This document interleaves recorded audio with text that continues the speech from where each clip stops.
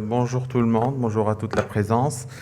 Eh bien, après avoir parlé de l'épidémiologie des facteurs de risque de cancer de prostate, eh bien, on va aborder tout de suite après ensemble la question du dépistage et la détection précoce du cancer de la prostate. Alors, je sais très bien que ça peut sembler pour beaucoup d'entre vous un sujet assez facile. Il suffit de faire un toucher rectal et un dosage de PSA. Et si jamais ce dernier, où il y a une anomalie sur l'un ou l'autre, eh ben, on pourra faire une biopsie prostatique et avoir le diagnostic d'un cancer de prostate pour ensuite le traiter. Et j'avoue que quand j'étais résident comme vous, il y a une dizaine d'années, c'était ma vision assez simpliste de la chose. Avant d'assister à une conférence qu'a tenue Dr Jaiden il y a 10 ans, si mes souvenirs sont bons, lors d'une journée de la Société d'oncologie médicale et qui parlait déjà en 2013 de la problématique concernant la détection du cancer de prostate. Alors, avant de rentrer dans le vif du sujet, il est utile de voir quelques définitions. Eh bien, il faut savoir que le dépistage, c'est l'examen d'individus initialement asymptomatiques pour déterminer leur probabilité d'avoir la condition qui fait l'objet du dépistage. Et la condition, dans notre contexte, c'est la maladie, c'est le cancer de prostate. Les individus dont la probabilité d'être atteints est suffisamment élevée sont ensuite soumis à des investigations diagnostiques complètes, et on verra lesquelles. Et les individus ensuite avec la condition, c'est-à-dire la maladie, eh bien, ce sont les gens qui seront traités, mais on verra ensuite de quelle manière et de quelle façon. Cela sous-entend quoi? Que ce processus de dépistage ou ce dépistage-là contient finalement trois processus. Le premier a pour but de déterminer la probabilité qu'un individu présente une condition, c'est la maladie en l'occurrence, et ça passe par un toucher rectal, un dosage de PSA, mais d'autres investigations. Le second processus vise à établir un diagnostic à travers, bien sûr, dans notre contexte, une biopsie prostatique. Et finalement, le troisième processus consiste à intervenir en cas de diagnostic positif. Cette intervention est le plus souvent curative, que ce soit médicale ou chirurgicale, mais là où c'est intéressant, qu'on peut aussi proposer la surveillance en cas de maladie authentique, en cas de dépistage, en cas de cancer de prostate diagnostiqué. Schématiquement, grosso modo, il y a deux types de dépistage. Il y a le dépistage individuel. Il s'agit dans ce cas d'un dépistage proposé dans le cadre d'un suivi particulier en fonction du contexte médical de la personne concernée. Ce dépistage individuel est motivé bien sûr par l'existence d'antécédents familiaux ou l'identification de facteurs de risque dont on vient de parler. Eh bien, la chose la plus importante, c'est que ce dépistage, il faut qu'il soit à l'initiative du médecin. C'est le médecin qui prescrit, qui fait une prescription médicale après une réflexion avec le malade. Donc, ce n'est pas une décision unilatérale. De l'autre côté, il y a le dépistage de masse, le dépistage organisé, et c'est un dépistage proposé presque de façon systématique à l'ensemble d'une population donnée qui ne présente ni symptômes ni facteurs de risque particuliers. Alors, pour cela, pour qu'une maladie soit dépistée de façon organisée, systématique, eh bien, il y a des critères proposés par l'OMS. Eh bien, ces critères-là sont simples. Il faut tout d'abord que la maladie, et c'est du bon sens, soit une maladie fréquente, mais aussi soit une maladie grave, car ça ne sert à rien de dépister des maladies orphelines ou des maladies qui sont finalement bénignes. Et une fois dépisté, il faut qu'on soit capable de traiter cette maladie de façon efficace à un stade localisé. Mais non seulement ça, il faut qu'on arrive à démontrer aussi que si on traite la maladie à un stade localisé, ben on aura un gain en termes non seulement de survie, mais d'amélioration aussi de la qualité de vie. En tout cas, ne pas détériorer la qualité de vie. Et derrière tout ça, il y a toujours cette notion économique, la question du coût qui revient toujours.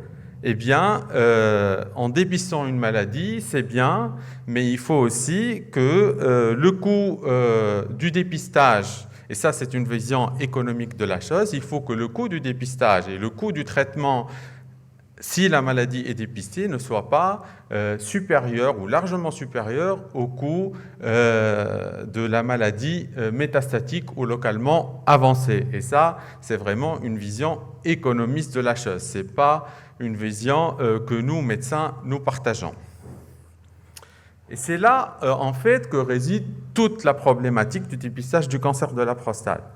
Car entre les recommandations de l'HAS, les recommandations de l'US Preventive Service Task Force, c'est le service de prévention des maladies aux États-Unis, entre les recommandations des sociétés savantes et entre les campagnes menées dans certains pays comme la France contre le dépistage du cancer de la prostate par des médecins ou par des anciens patients, eh bien, qu'en est-il du vrai du faux? Est-ce que finalement, il faut dépister cette maladie-là? Et si la réponse est oui, quel type de dépistage on peut proposer à nos patients?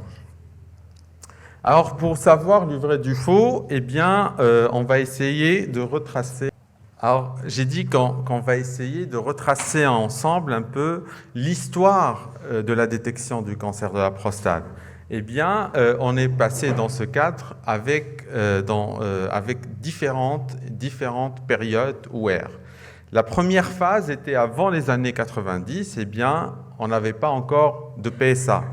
Et lors de cette période-là, le diagnostic du cancer de prostate se faisait au stade de complications locales ou métastatiques. Et les plus anciens d'entre nous se souviennent que la prise en charge des malades présentant un cancer de prostate se résumait à la résection transurétrale de prostate à visée biopsique et mictionnelle suivie d'une pulpectomie. Et puis après cette ère ou cette période où on n'avait pas vraiment de moyens diagnostiques ou de PSA, eh ben, on est passé à la deuxième période, la deuxième ère de PSA pour tous. Il y avait du PSA qui est prescrit à presque tous les hommes. Et vous voyez sur cette courbe-là qu'à partir des années 90, eh ben, on remarque qu'il y a une augmentation de l'incidence du cancer de prostate. Mais parallèlement à ça, on ne retrouve pas une répercussion sur la mortalité puisqu'elle est stabilisée. Et c'est à partir du moment-là où on commence de parler de surdiagnostic et notamment des patients présentant un faible risque et de surtraitement de ces patients-là. En même temps, à l'échelle mondiale, notamment au niveau des États-Unis et de l'Europe, il y a plusieurs études à grande échelle qui ont commencé. Et l'intérêt de ces études était de voir est-ce que finalement il existe un intérêt à réaliser un dépistage systématique de masse pour cette maladie-là. On va commencer par l'étude américaine, la PLCO.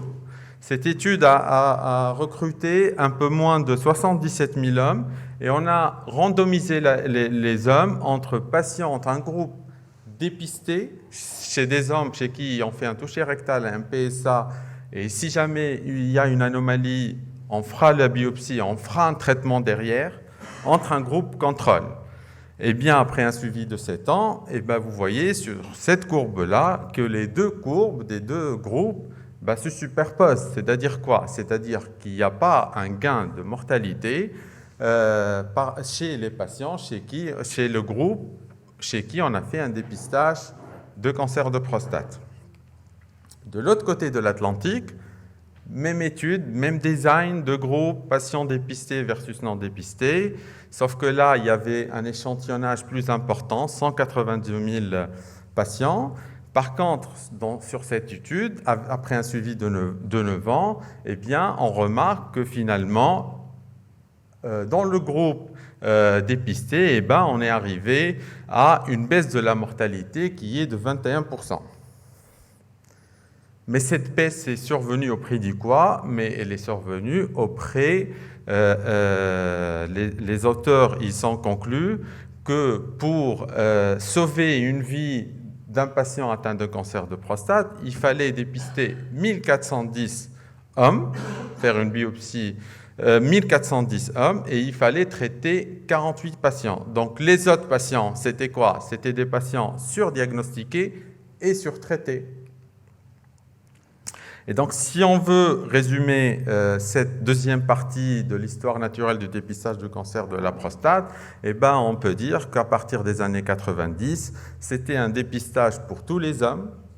La biopsie était réalisée à chaque fois que c'était anormal et on faisait un traitement pour tous les cancers agressifs, mais aussi les cancers qui ne sont pas agressifs, à qui aujourd'hui on proposerait une surveillance.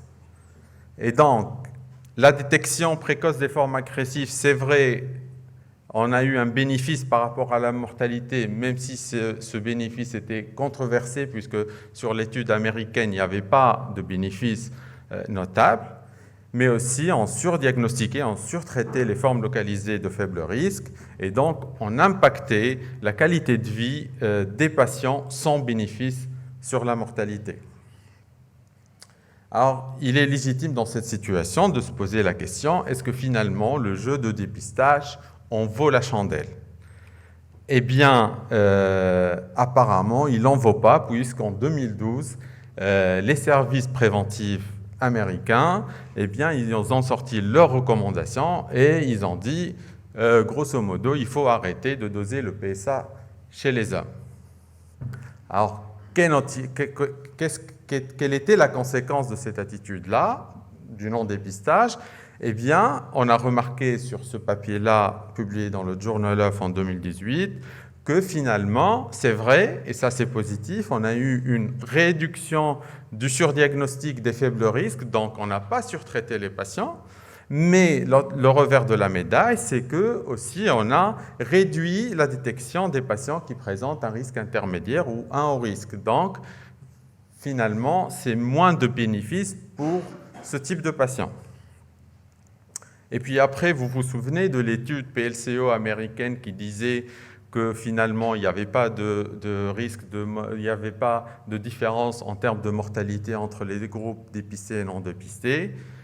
Eh bien, finalement, les auteurs ont eu l'honnêteté de faire leur mea culpa et se dire, finalement, nous, ce qu'on a fait, c'est qu'on a randomisé les patients entre groupes faisant le dépistage TR-PSA et un deuxième groupe à qui on n'a rien fait, mais ce deuxième groupe, on ne leur a pas interdit de faire un PSA s'ils allaient voir leur médecin traitant.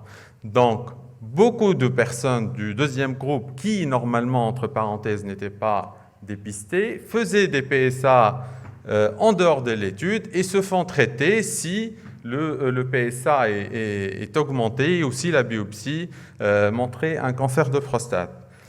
Et donc, finalement, sur cette étude de PLCO, 90% des patients non dépistés ont eu au moins un dosage de PSA qui, supposé, était non dépisté. Pire encore, les patients du groupe non dépisté auraient même eu plus de dosage de PSA que les patients dépistés. Et donc, finalement, ce qu'on a fait sur l'étude américaine, eh bien, on a comparé deux groupes, finalement, qui sont semblables, qui sont dépistés. Et c'est pour cette raison qu'on n'a pas trouvé de baisse de mortalité ou de différence de mortalité entre les deux groupes. Et puis après, quelques mois après, les calculs ont été refaits et la conclusion était la suivante, que les deux essais, européens et américains, feraient le même résultat si on reprend les données des patients et les statistiques, et que sur les deux études, la réduction de la mortalité eh bien, serait une réalité et elle avoisine les 30%. Entre-temps, en Europe, et comme il s'agit d'études prospectives, les auteurs de l'étude, eh bien, ils publiaient leurs résultats au fur et à mesure de l'avancement de l'étude. Eh bien, vous vous souvenez des résultats en 9 ans où je disais pour éviter un décès par cancer de prostate, il fallait dépister 1410 patients et traiter 48 patients. Eh bien, la situation n'est pas la même à 16 ans du suivi, puisqu'il fallait seulement dépister 570 patients et traiter 18. Et ils ont même fait une sorte de modélisation pour voir à long terme qu'est-ce que ça peut donner à long terme si on dépistait les patients. Eh bien, ils voyaient qu'à long terme, après plusieurs années, il faudrait dépister 98 patients et traiter seulement 5 patients. Donc, ceci a mis quelques points d'interrogation par rapport à la question aussi du surdiagnostic. Sur cette même étude européenne, au bout de 19 ans de suivi, qu'est-ce qu'ils ont remarqué aussi? Eh bien, ils ont remarqué qu'à travers ce dépistage systématique, eh bien, il y a une réduction de la mortalité de presque la moitié et il y a aussi une réduction des formes métastatiques de 58%. Donc au total, si on peut résumer, on peut dire quoi? On peut dire si on ne dépiste pas, on pince le cancer de prostate et on aura certainement un gain économique. On ne va pas doser de PSA, ça a un coût quand même. On va éviter le surtraitement puisqu'on ne va pas, on l'a vu tout à l'heure, on ne va pas diagnostiquer les formes de faible risque. Mais de l'autre partie, et c'est démontré par ces études, enfin, la mortalité va augmenter et on va augmenter les formes métastatiques. Et on sait bien que les formes métastatiques aujourd'hui, c'est les formes qui coûtent les plus chères. Une suppression androgénique, ça coûte 2000 dinars par mois, avec les hormonothérapies de deuxième génération, de la chimiothérapie, la surveillance, les imageries, le PET scan, etc. Et donc, ça reviendrait plutôt à une perte de l'argent. De l'autre côté, on a le dépistage en masse. Eh bien, certes, il y aura une baisse de la mortalité, il y aura une diminution des formes métastatiques, mais quand même, il y a quand même un certain nombre de patients qui seront surdiagnostiqués et surtraités, avec bien sûr les conséquences d'altération de la qualité de vie. Alors, avant de passer à la deuxième partie de mon topo, je voulais insister sur un point important. Eh bien, les études dont on a parlé depuis tout à l'heure, eh bien, ils se basaient sur deux éléments. Le toucher rectal et le dosage de PSA total. Et si jamais il y a une anomalie, on fera un biopsie et un traitement après. Sauf que maintenant, à l'heure actuelle où on parle, on a assez d'éléments scientifiques qui vont nous permettre de mieux analyser cette élévation de PSA, de mieux raisonner, de mieux affiner, cette augmentation de PSA pour décider de la réalisation ou pas d'une biopsie prostatique. Alors, voyons maintenant comment on peut finalement optimiser ce dépistage du cancer de prostate. Eh bien, tout d'abord, il faut arrêter de dépister les hommes âgés ou malades. Vous recevrez toujours, et je suis certain à la consultation, des hommes âgés de 80 ans ou plus, parfois avec beaucoup de comorbidités, des anticoagulants, des doubles anti-agrégations plaquettaires, qui viennent avec un PSA à 12-13, réalisé dans le cadre d'un bilan systématique par son médecin traitant, dans le cadre d'une grippe ou d'une décompensation BPCO. Et vous avez toute la famille dans le bureau qui vous demande, voilà, on est venu pour faire une biopsie prostatique. Alors, qu'est-ce qu'on va faire devant ces patients-là? L'idéal serait finalement de ne pas faire de PSA pour des patients âgés avec une espérance de vie qui n'est pas importante. Et sur ce sujet-là, les recommandations sont claires, notamment de l'EAU. La deuxième partie du tableau, il ne faut pas faire de dépistage, il faut arrêter le dépistage de cancer de prostate si on a une espérance de vie inférieure à 15 ans.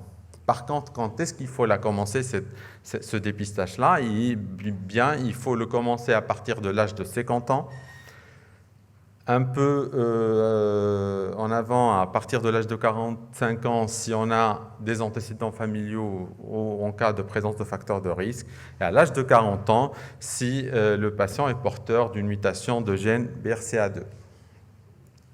Alors maintenant, ça c'est une chose très très très importante, il faut prendre le temps de bien expliquer aux malades l'intérêt du dépistage de cancer de prostate, il ne faut pas se précipiter, il ne faut pas négliger ou marginaliser les effets secondaires, les éventuels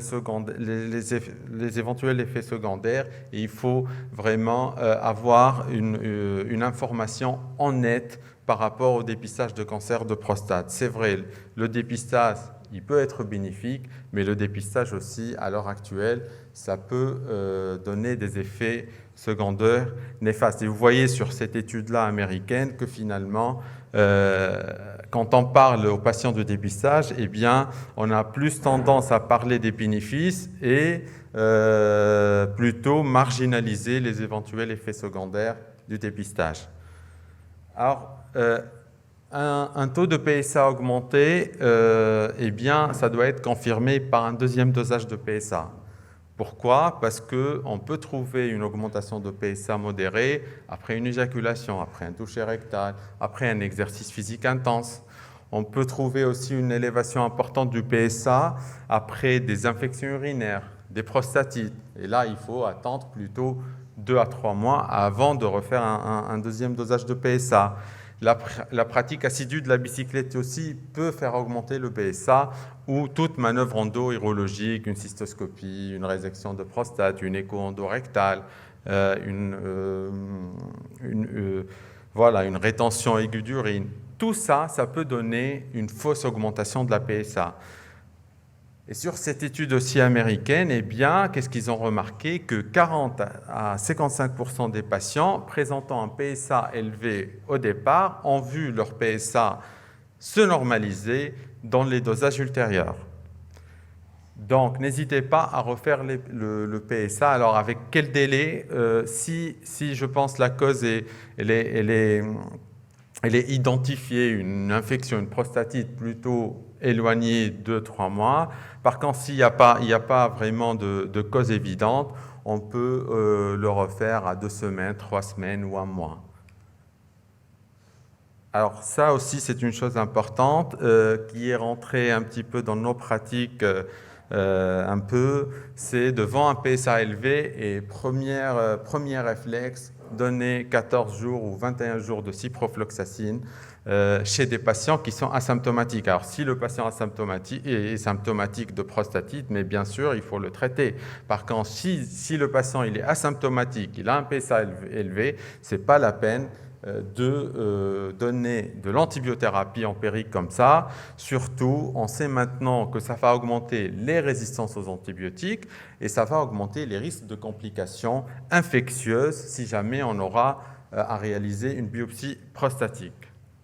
Il faut donner aussi de l'importance au PSA de base. Le PSA de base, c'est un fort prédicteur d'agressivité du cancer, de forme agressive, de la mortalité spécifique à la maladie plusieurs années plus tard. Eh bien, ce PSA de base, il pourrait être utile aussi dans la stratification et la personnalisation des protocoles de dépistage.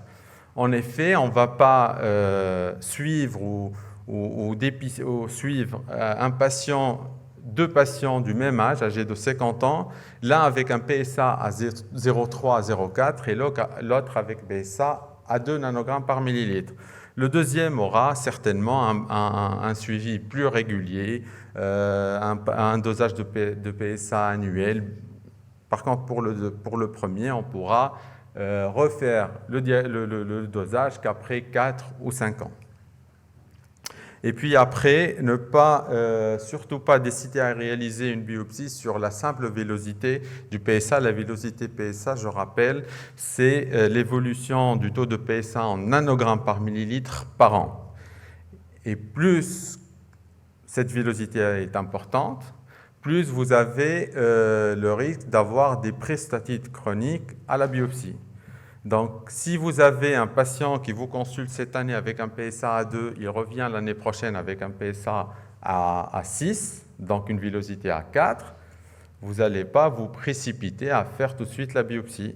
Vous allez vous dire, tout d'abord, il faut chercher pourquoi. Peut-être qu'il y avait une infection, peut-être qu'il faisait du sport, peut-être que, il faut chercher, ne pas hésiter à refaire le dos de PSA et avoir dans l'esprit que si vous faites que cette villosité, cette augmentation importante de la villosité, eh bien, elle est corrélée plutôt au risque d'avoir des prostatites aux biopsies et non pas de cancer. Et puis, à côté de la vélocité, c'est dû aussi de la densité de la PSA. Je rappelle, c'est le rapport entre le taux de PSA sur le volume de la prostate. Alors, ce rapport-là, il va prendre en compte de la sécrétion de PSA par les cellules d'une hypertrophie bénigne de la prostate. Et donc, il va entrer en jeu dans la réflexion sur la démarche qu'on a diagnostique vis-à-vis d'un éventuel diagnostic du cancer de la prostate. Et donc, du coup, on ne va pas raisonner chez deux patients qui ont le même taux de PSA, à 5 nanogrammes, mais le premier, il a une prostate de 100 grammes et le deuxième, il a une prostate de 20 grammes. Donc, celui qui a une prostate de 100 grammes, bien, il a une densité à 0,05, donc un risque vraiment très faible. Vous voyez sur la courbe là, un risque très faible d'avoir un cancer de prostate. Par contre, le second, 5 PSA avec 20 grammes de prostate, eh bien celui-là, il a plutôt un risque plus important. Donc, cette densité de PSA, elle va entrer dans la démarche diagnostique qu'on a et la réflexion qu'on a par rapport au dépistage. Puis après, le TR, bien sûr, le TR, malgré les preuves insuffisantes que le TR, le toucher rectal, ajoute une valeur au dépistage du cancer de la prostate basé sur le PSA, reste indispensable dans la démarche diagnostique préalablement avant de prescrire un PSA. Un toucher rectal suspect, à lui seul, bien sûr, indiquerait une biopsie prostatique. Sinon, un toucher rectal aussi, il sert à estimer à peu près, même si controversé, la taille de la prostate pour pouvoir en calculer la densité PSA. Et depuis quelques années, et je ne veux pas interférer par rapport aux présentations qui vont suivre, on réalise une IRM avant la biopsie. Eh bien, cette IRM avant la biopsie, elle a pour effet de détecter plus de cancers significatifs et de réduire la détection des cancers qui sont de faible risque. Et ceci aurait comme conséquence quoi? Eh bien, de diminuer le risque de surdiagnostic, surtraitement et donc des effets secondaires. Mais le succès de cette stratégie basée sur l'IRM dépendra de plusieurs choses. Tout d'abord, d'une meilleure qualité de l'image. Il faudra de bonnes machines, de la qualité aussi de lecture de l'IRM, et on n'est pas à l'abri de surprises, et d'une meilleure accessibilité tout d'abord à l'imagerie elle-même, à l'IRM, mais aussi à la biopsie par fusion d'images qui est supérieure à la biopsie ciblée de façon cognitive. Enfin, il ne faut pas hésiter à utiliser les calculateurs du risque. Alors, il y en a plusieurs. Il y en a des calculateurs qui sont adaptés, bien sûr, à chaque population. Les deux les plus connus, le PCPT, c'est le calculateur des États-Unis, et puis le RSPC, c'est le calculateur de risque américain et européen. Et vous allez voir tout de suite que ces calculateurs de risque, eh bien, ils prennent une place très importante, de plus en plus de place dans le diagramme décisionnel. Et puis après, de façon anecdotique, il y a les autres biomarqueurs qu'on peut doser au niveau du sang, des urines. Ce sont des biomarqueurs qui coûtent cher, et le rôle de ces biomarqueurs dans la démarche de dépistage, eh bien, il est rendu un peu marginalisé depuis l'avènement de l'IRM. Alors maintenant, si on peut résumer tout ce qu'on a dit, on peut dire que parallèlement à l'évolution de la compréhension naturelle de la maladie, les moyens de dépistage, le PSA et ses dérivés, l'avènement de l'IRM et des calculateurs de risque, eh bien, il y a aussi une évolution des indications, des techniques chirurgicales qui sont de plus en plus mini-invasives, et puis après, il y a de nouvelles options thérapeutiques qui ont la place, et notamment la surveillance active qui constitue à l'heure actuelle une option thérapeutique curatif qui permet de ne pas rater la fenêtre de curabilité tout en préservant la qualité de vie urinaire et sexuelle de nos patients et éviter ainsi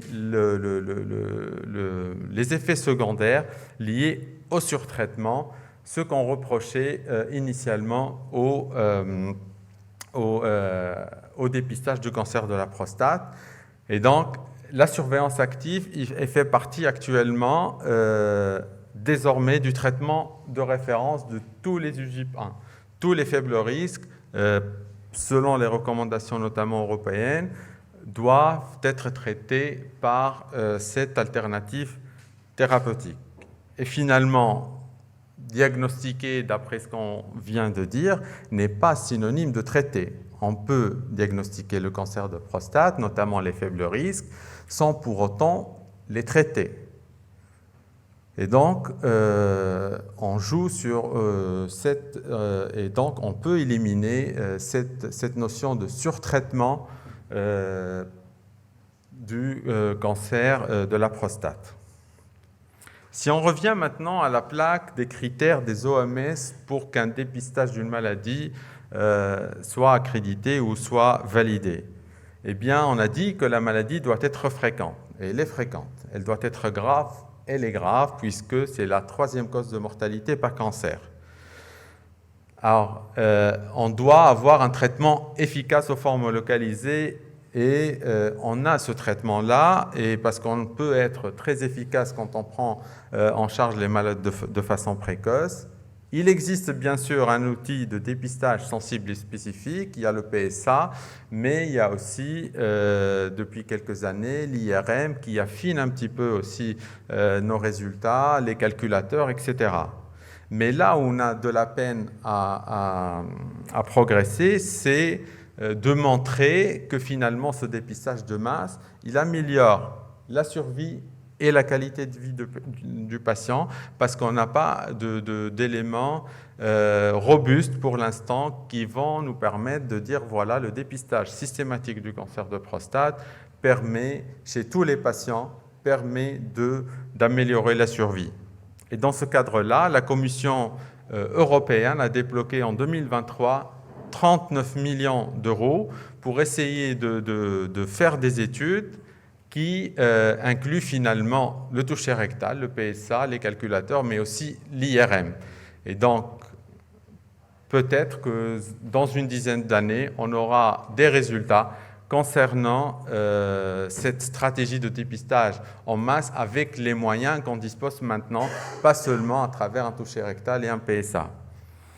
Sinon, pour l'instant, je pense que l'algorithme proposé par Van Poppel et adapté par l'Association européenne d'urologie serait l'algorithme le plus complet.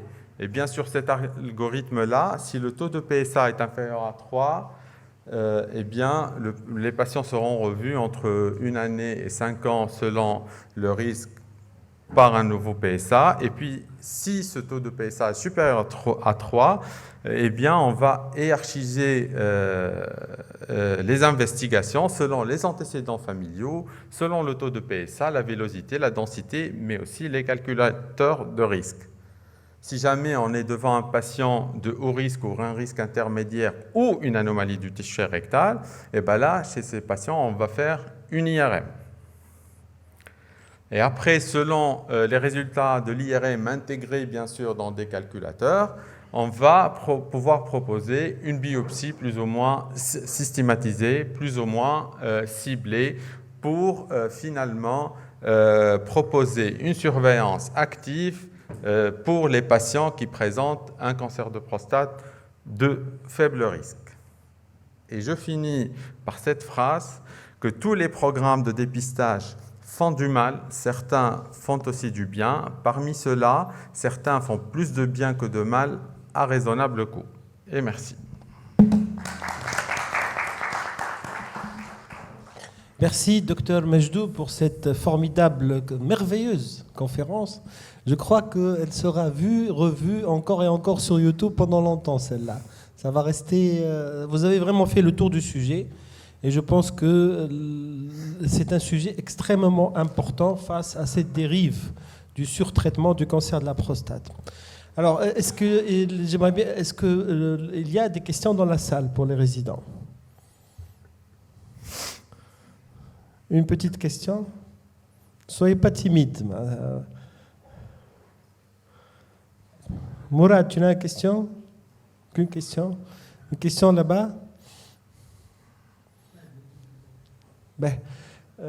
Attends, j'ai encore des questions en ligne. Alors, maintenant, les gens qui nous suivent sur Zoom, Docteur Shrif, est-ce que vous avez une question à poser? Vous voulez intervenir?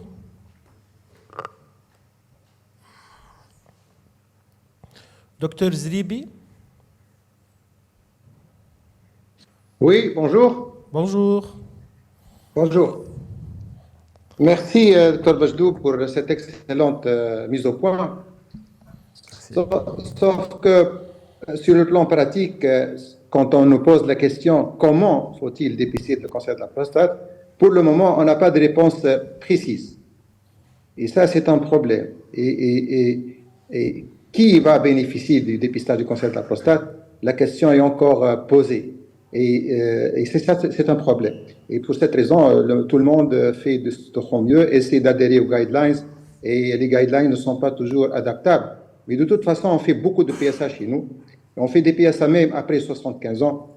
Et là, je crois qu'il faut adresser un message pour la communauté, surtout des médecins généralistes, pour essayer au moins de créer des recommandations qui sont adaptées à notre milieu. Parce que là, jusque-là, en Tunisie, sur le plan pratique, on fait des PSA à tort et à travers. Par excès, certainement, et probablement par défaut. Voilà. Et pas qu'en Tunisie, hein. Sur les études que j'ai présentées tout à l'heure, même aux États-Unis, eh bien en 2018, ils continuent à avoir un dosage excessif de PSA pour la proportion des gens supérieurs à 75 ans par rapport aux patients jeunes entre 50 à 60 de 50 à 60 ans et chez qui normalement ce dépistage est plus adéquat. Alors, docteur Mohamed, est-ce que vous voulez intervenir?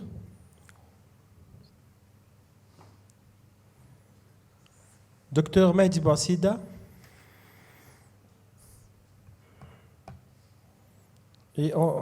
Oui, oui, bonjour.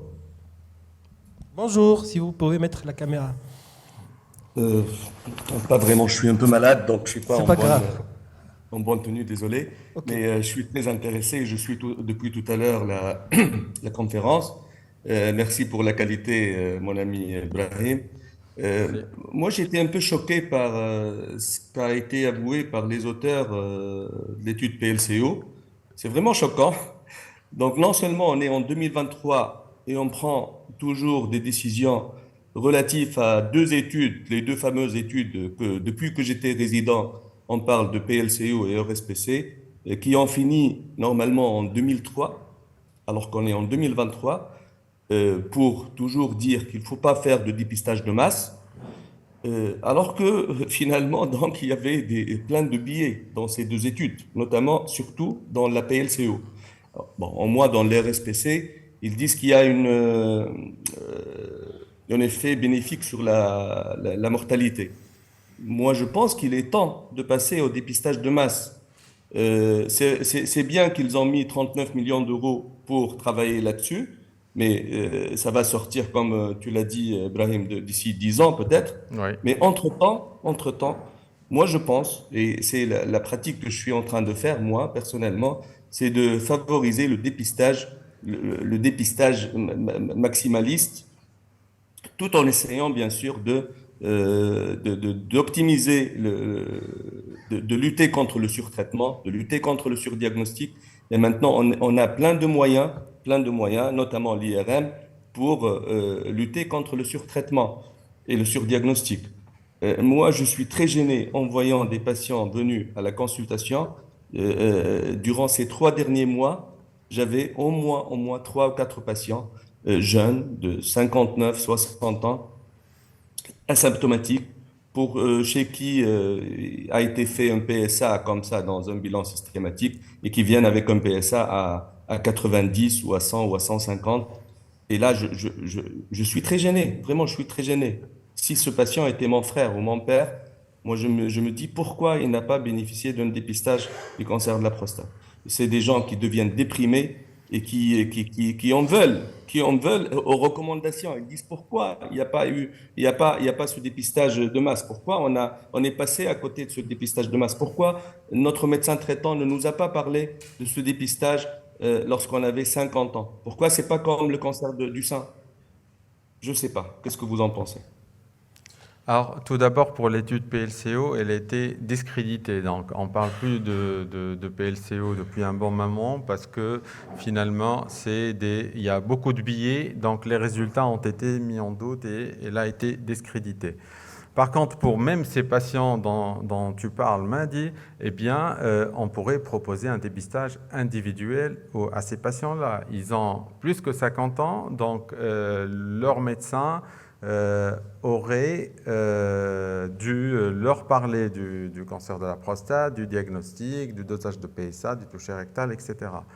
Donc, sinon, pour la question de dépistage en masse, je pense moi aussi que dans une dizaine d'années, on verra sur cette attitude-là, en voyant les résultats et le déroulement de ces études, avec l'affinement des moyens de diagnostic, l'IRM, Oui, etc., oui, on aura oui, certainement absolument. un dépistage de masse. Alors, je ne sais pas si quand on aura 50 ans, on recevra un courrier nous incitant à aller se dépister à l'âge de 50 ans en Tunisie. Ça, je ne suis pas sûr. Docteur Sherif, vous voulez intervenir? Oui, bonjour, je salue tout le monde, je salue Dr Majoub pour sa présentation. Concernant le dépistage du cancer de prostate, moi j'ai une expérience personnelle, je ne sais pas comment vous pouvez l'interpréter. J'ai mon père à 62 ans, c'était il y a 14 ans. Il a fait la biologiste pour me faire plaisir lors d'un bilan. Elle a fait un dosage de PSA excessif, c'était à 4,32. Donc mon père était fâché, il m'a dit il n'est pas médecin. Il a dit qu'il connaît les recommandations, que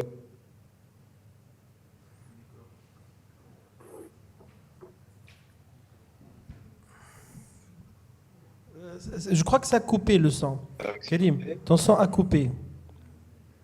le sang a coupé. Est-ce que vous Voilà. m'écoutez là? Maintenant, on t'écoute. Vas-y, redis-nous. D'accord. Tu peux Donc, en poursuivre. fait, mon père était fâché contre la biologiste. Il voulait pas faire d'exploration. Il m'a dit, j'ai 62 ans, je compte juste faire mon pèlerinage, je ne cherche rien. C'est-à-dire là, je ne veux pas faire continuer l'exploration.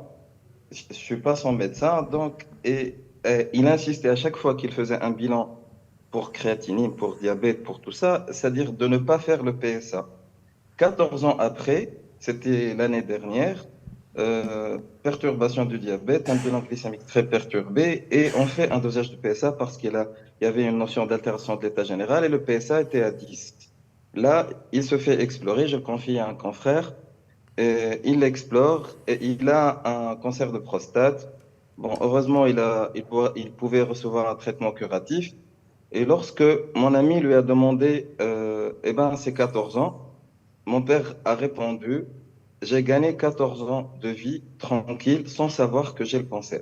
Oui. Mais lors du traitement curatif, quand même, on ne pouvait pas faire de chirurgie. Il regrettait le fait qu'on ne pouvait pas avoir un traitement par voie chirurgicale.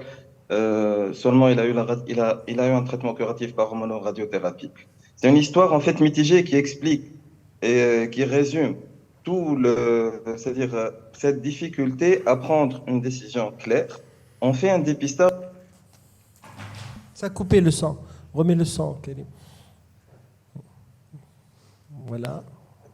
Il a vécu heureux 14 ans sans savoir qu'il a un cancer, mais qui regrette avoir perdu une option thérapeutique importante qui est la chirurgie. Donc là, pour dire, c'est-à-dire c'est la continuité de la présentation de Majdoub. En attendant une recommandation claire, on continuera à agir avec une bonne logique, à faire le dépistage pour les gens avec les facteurs de risque qui sont connus et laisser la paix, essayer d'informer surtout les effets indésirables. Parce que là, pour le cas de mon père qui était averti de toutes les complications, effets indésirables, tout ce qui allait suivre, c'est-à-dire un diagnostic de cancer de prostate. Lui, il a préféré rester tranquille. Ce n'est pas le cas d'autres personnes. Très bonne, Merci pour l'écoute. merci Karim, c'est une très bonne leçon de vie et à méditer. Voilà, je pense que nos résidents ont bien suivi ce cas pratique. Merci beaucoup pour ce cas pratique. Docteur Kouba, vous voulez intervenir? Merci pour ce cours. Merci Karim. Docteur Kouba, vous voulez intervenir? Docteur Jaïden, oui, je vous entends. Hein. Oui. Bon, c'est clair, c'est une question qui n'a cessé de nous tourmenter la tête, moi qui est un peu ancien par rapport à vous. Mais je voulais remercier docteur Majdou pour sa présentation relativement très claire. Je pense qu'il faut agir en fonction de notre terrain. Il faut continuer à prendre avec les recommandations de l'étranger. Mais, à mon sens, dans un cabinet privé, tu n'es pas en droit de voir un patient de 50 jusqu'à 60 ans sans lui faire sa première PSA. Si sa PSA est inférieure à 1, tu peux redemander dans 5 ans. Si sa PSA est supérieure à 2, tu le refais dans les 2 ans qui suivent. Pour les patients supérieurs à 65 ans, je pense que c'est au cas par cas. Toutefois, docteur, c'est clair, votre recommandation là est bonne, mais sur le terrain, c'est un peu différent. Et on a parfois des difficultés quand on voit un patient à l'âge de 80 ans qui a un âge physiologique de l'ordre de 70, chez qui tu ne demandes pas une PSA. Le médecin généraliste va lui demander, et top, c'est positif. Avec les parents, on vous dit, voilà, il est passé chez vous et vous n'avez pas demandé. Il a un cancer de la prostate et vous avez passé à côté. Et c'est un problème. Qu'est-ce que vous dites, docteur? Très bien. Merci, docteur Kouba. En fait, Oui. une question, Brahim. En prenant le témoignage de Karim, que je salue, sur le plan pratique, dépistage individuel. J'ai un patient en consultation et je vais faire un dosage de PSA. Donc en pratique, je vais lui dire, monsieur, voilà, c'est un bilan qu'on fait pour voir s'il y a une maladie. Donc est-ce que je lui dis que probablement si le PSA est élevé, ça peut être un cancer, ou je lui dis tout court, voilà, on va faire un dosage qui m'appelle tahlil prostate. On va faire un dosage pour la prostate.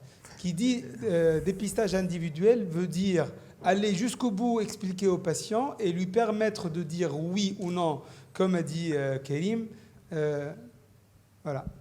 Bah, tout à fait. Le dépistage individuel, c'est ça. Il faut exposer la problématique. Il faut dire que comme il y a un cancer du sein pour les femmes, il y a le cancer de prostate chez les hommes. Et à partir de l'âge de 50 ans, on peut faire des examens pour éventuellement diagnostiquer ou dépister cette maladie-là. Mais ce dépistage-là, il se déroule de telle et telle façon. Peut-être qu'on aura à faire une biopsie. Cette biopsie aura des effets secondaires probables. Et si jamais c'est positif, on peut faire de la surveillance, comme on peut faire des traitements, tel ou tel traitement, qui peuvent à eux aussi avoir des effets secondaires. Voilà. D'accord. Merci Ibrahim pour la clarté de l'exposé. Là, je veux revenir concernant les moyens de dépistage. Bon, vous avez bien expliqué le rôle du toucher rectal, du PSA, de l'IRM, des calculateurs de risque, des tests moléculaires et génétiques. Donc, concernant le PSA, vous avez bien dit qu'il faut refaire le PSA. En fait, les chiffres fluctuants sont généralement en faveur de la bénignité, qu'il ne faut pas faire une antibiothérapie. Vous avez insisté sur les chiffres de PSA de base, de la vélocité, de la densité. Mais juste le message que le PSA tout court en lui-même, c'est un mauvais test pour le dépistage. C'est un très bon test pour le suivi, mais c'est un très mauvais test pour le dépistage. Donc, pour l'affiner, il faut le refaire, il faut utiliser les dérivés et tout. La deuxième chose, c'est concernant l'IRM. qu'elle n'a pas de rôle dans le dépistage. C'est un rôle pour guider les biopsies en cas d'anomalie des chiffres de PSA ou du toucher rectal. J'ai une question concernant les calculateurs de risque. Ils sont extraits de ces études de dépistage, le RSPC. Donc, généralement, on dit qu'ils sont adaptés à la population là où l'étude est faite. Est-ce qu'on peut les utiliser, du moins pour le moment, est-ce qu'il faut les utiliser? Une deuxième question concernant les tests génétiques. Qu'est-ce qu'on dispose chez nous et qu'est-ce qu'on peut faire? Et la troisième question concernant le toucher rectal en matière de dépistage précoce. Certains nous balancent parfois des articles, ils nous disent que le toucher rectal chez les jeunes qui viennent pour le dépistage, pour la détection précoce, qu'il n'a pas de rôle. Est-ce qu'il faut arrêter de le faire ou non? Donc c'est ça. Alors, pour les calculateurs de risque, eh bien, si vous entrez sur Internet et vous mettez les calculateurs, c'est vrai que c'est adapté à une population donnée et à un certain moment, il y a une rubrique de ethnie, race américaine, caucasienne, etc. Et donc, pour nous, on peut mettre « other », les autres. Et on peut utiliser ce calculateur-là. Pour la question du test génétique, j'ai posé la question aux généticiens. Eh bien, ils font quelques tests génétiques en Tunisie, mais pas ceux du cancer de la prostate. Donc, il n'y a pas de recherche de BRCA2, 1, etc. Même si le BRCA2, on le sait, il est associé à des cancers plus agressifs, à des maladies métastatiques à un âge plus jeune. Et finalement, le toucher rectal, même sur les recommandations, c'est clair, ils vous disent, il n'y a pas une certitude par rapport à son utilité, mais ça reste un examen essentiel dans la démarche diagnostique. Et je prends surtout chez des patients asymptomatiques. Et par contre, on est tombé tous sur des nodules au toucher rectal sans qu'il y ait de symptômes. Donc, le toucher rectal, je pense, il garde encore une place dans la stratégie de dépistage.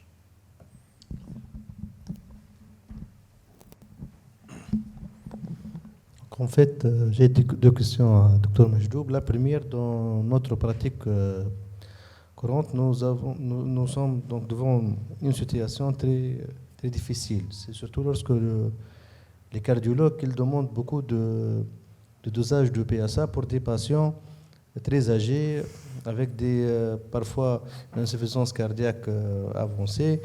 Et parfois, on tombe sur des chiffres à 5, à 6, à 10. Et c'est très difficile de convaincre ce patient que même si on va découvrir sa famille, que même si on va découvrir un cancer de la prostate, on ne va pas améliorer votre mortalité. Et on a du mal à expliquer ça. Est-ce qu'on continue les investigations pour détecter ce cancer et puis aller le convaincre qu'il ne faut pas le traiter aussi? Ou bien, c'est ma première question. La deuxième question, c'est la définition exacte d'une espérance de vie supérieure à 10 ans. C'est très subjectif à mon sens. Espérance de vie supérieure à 10 ans, il n'y a pas de score bien établi, il n'y a pas de cette notion d'espérance de vie supérieure à 10 ans. Merci. Si pour la question d'espérance de vie, il y a dans la littérature des scores à calculer en fonction de l'âge, des comorbidités, etc. Et tu peux trouver une espérance de vie. Après, est-ce que tu as dans ta consultation le temps pour faire ça et la logistique, l'ordinateur, l'Internet, etc. Je ne sais pas. Sinon, pour la première question par rapport à qu'est-ce qu'on fait, eh bien, je ne sais pas. Je ne sais pas qu'est-ce qu'il faut faire face à ces patients-là qui sont toujours demandeurs. Eh bien, si tu arrives à les convaincre, tant mieux pour toi, tant mieux pour le malade. Sinon, je ne sais pas vraiment qu'est-ce qu'on va faire. Le cas échéant, on peut proposer après le watchful waiting si jamais on a un cancer de prostate.